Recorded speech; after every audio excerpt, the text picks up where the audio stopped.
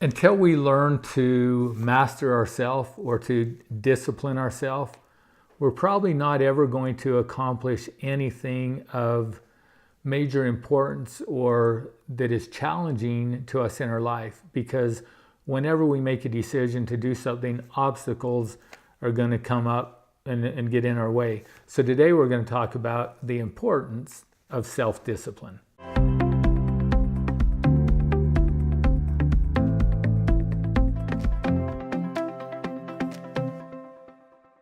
So I shared with you in my last video how I had listened to David Goggins' book, Can't Hurt Me.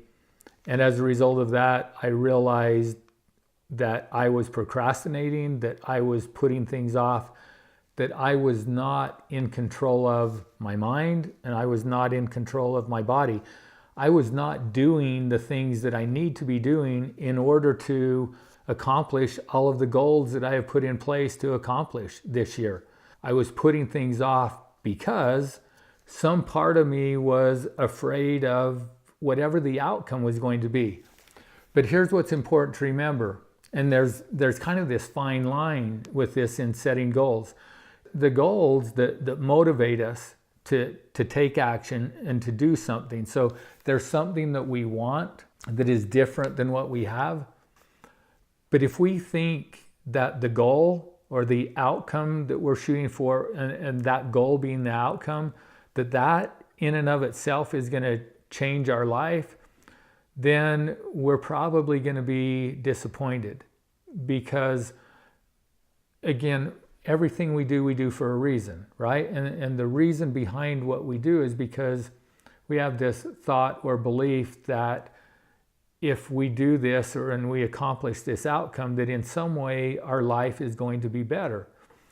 Well, that's partly true, but it's not totally true, because our happiness and our well-being is not conditioned upon our outcomes or our circumstance or our situation in life. It's a mental thing. Up here, it's a belief and it's an attitude. And so we can be totally and completely happy right now where we're at. So we have to look a little bit deeper and really think about why it is that we want the things that we want, and why do we set the goals that we set. Again, if we think it's for what it is that we're going to achieve, whether that's an amount of money, it's a business, it's losing weight, whatever that may be, we'll find out that even when we achieve that, it's probably not going to give us what we thought that it would give us. The main reason for doing anything in this life really needs to be, it's about us learning, growing, and becoming. So as individuals, we are either progressing in our life or we're regressing. And that's all this life is really about. So we are either getting healthier and stronger, we're improving our control over our mind and the things that we think, so thinking more correct thoughts. We're learning about recognizing and understanding laws or principles that govern the world in which we live. And then we're striving to align our behavior with those goals, knowing that that's what's going to bring us true happiness. So it's really about self-mastery that is the goal for all of us. And so I realized that, again, by reading his book, that I was in this mindset of I was focusing more on my goals and my outcomes, and that fear of, wow, what if I don't accomplish those things, was getting in the way of realizing it's not so much about that, it's about who I become in the process of achieving those goals. So it comes back to self-discipline. So what am I doing on a daily basis to help me become the person that I need to become in order to have that life that I want, in order to achieve those goals that I want to achieve? If we just look at the law of attraction, which says that everything is energy, and if we look at it that way, then there's a reason that my life is the way that it is. It's because that's who I am. And so my energy level, my vibration will attract to me only things that are on that same level or that same vibration. It's like if you take a tuning fork of a certain note and then you hit that fork so that it begins to vibrate. And then if you move it along a harp, as it gets near the string of the same note, then that string will begin to vibrate because they're the same frequency. And so we have thoughts and we have energy based on who we are as an individual, and that's what we can attract into our life. We cannot attract anything into our life that is in a different vibration than where we are at. So the way we can change our vibration is by changing our thinking and then changing our behavior. So here's what I wrote. This was on February 20th. And I said, listening to David Goggins today influenced me or told me that I need to wake up. So today is a new beginning. Today I recommit to being all in. This is about learning to master my thoughts, emotions, and my body. And so I committed because I hadn't even been doing as effectively as I could my daily power hour. So I was doing it, but I wasn't writing it down. I wasn't checking it off. I wasn't being as specific as I needed to. I wasn't getting up every morning at a designated time. And so I was allowing the flow of the day more to dictate what I was doing instead of me dictating the flow of the day. And this self-mastery is about us determining who we're going to be and what we're going to do, not allowing our day to determine that for us. So it's about working through the obstacles that come up, working through the challenges or the unsuspected things that weren't supposed to happen, and yet I still do what I say that I'm going to do.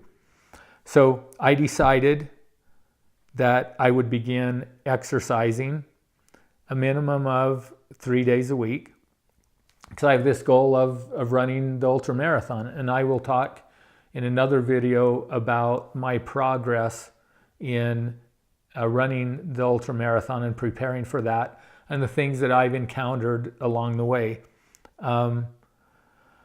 But so I set a goal that I want to wake up at 5:30 every morning. And the reason that I want to get up at 5:30 is so that I have the time to do my daily power hour, because I know that's important and I need to be doing these things if I want to accomplish the goal. So my goal is to wake up at 5:30 Monday through Friday.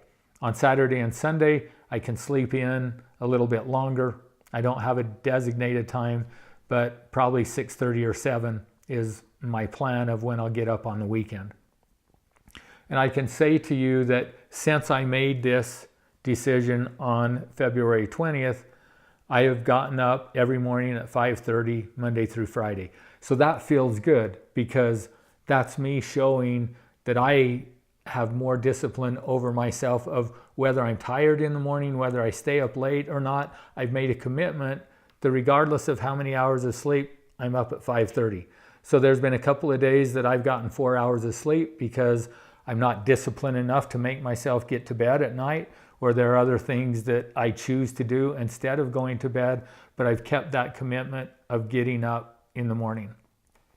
So just a reminder, as you are setting your goals and you're moving forward, working on accomplishing them, and I hope you're joining me in this process, that you're using this as a way to kind of encourage and to help you, and that we can do it together.